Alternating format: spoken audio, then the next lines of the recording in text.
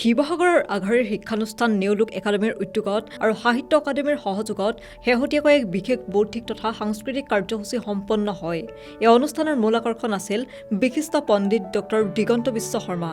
এই অনুষ্ঠানত ডক্টৰ দিগন্ত বিশ্ব শৰ্মাই কাব্য সাহিত্য শিল্পৰ সনাতন প্ৰমূল্য শীৰ্ষক বিষয়ত সাৰুৱা ভাষণ প্ৰদান কৰে।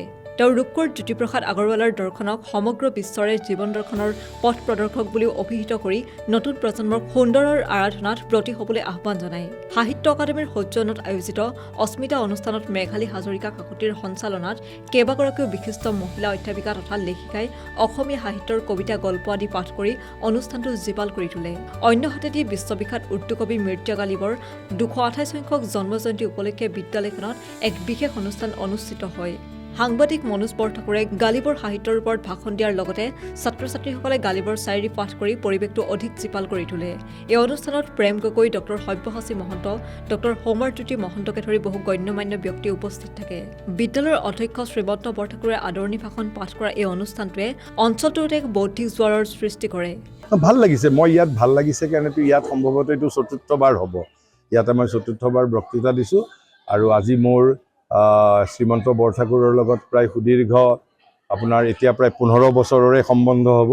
কিন্তু সম্বন্ধটো কিন্তু মই চাকৰি যেতিয়া মই বাদ দিছিলোঁ, চাকৰি বাদ দি মই জনমভূমিত তেতিয়া প্ৰবন্ধ লিখিছিলোঁ আৰু সাধাৰণতে প্ৰবন্ধৰ তলত যেতিয়া লেখকৰ ফোন নাম্বাৰ থাকে, সেই ফোন নাম্বাৰৰ জৰিয়তেহে মোৰ শ্ৰীমন্ত পাঠকৰ লগত পৰিচয় হৈছিল।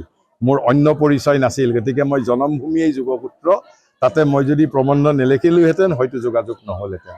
আৰু প্ৰায় এইটো 10 চন নে 12 চনৰ বোধ হয়, 12 চনৰ 12 জানুৱাৰীৰ দিনা মোৰ এটা বিবেকানন্দৰ ওপৰত আৰ্টিকুল জনমভূমিত আপোনাৰ ওলাইছিল আৰু তাৰ পিছত বোধহয় 13 জানুৱাৰী তাৰিখেই তেখেতে মোক ফোন কৰিছিল, নহ'লে 12 জানুৱাৰীটো কৰিব পাৰে।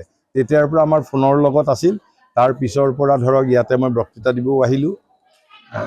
এতিয়া কেৱল মোৰ বাবে তেখেত এতিয়া নিউলোক এই একাডেমীৰ কেৱল মাত্ৰ এই অধ্যক্ষই নহয়, মোৰ ব্যক্তিগত জীৱনৰো তেওঁ এজন বন্ধুস্থানীয় ব্যক্তি। আজি আমি অতি আনন্দৰে ক'ব খুজিছোঁ যে সাহিত্য একাডেমীয়ে যিটো অনুষ্ঠান অস্মিতা নামৰ যিটো অনুষ্ঠান, সেইটো কৰিবৰ কাৰণে আমাৰ নিউলোক একাডেমী প্ৰাংগণতে বাছি ল'লে আৰু তাত অংশগ্ৰহণ কৰিব ডক্টৰ ৰীতামণি বৰা, কুঞ্জদেৱী উপাধ্যায়, ডক্টৰ লিপি ফুকন, চন্দ্ৰলেখা ৰাজখোৱা আৰু আমি নিজেও অংশগ্ৰহণ কৰিম।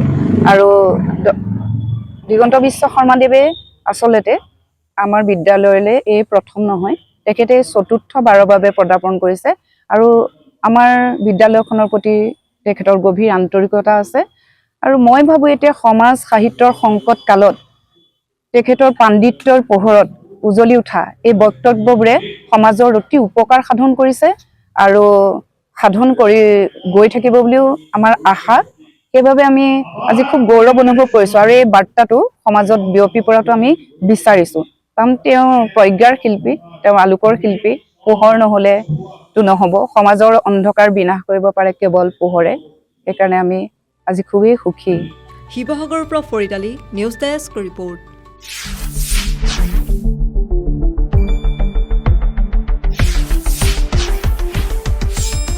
শুদ্ধ আৰু বিস্তৃত বাতৰিৰ বাবে চাই থাকক নিউজ ডেস্ক ৰিপৰ্ট।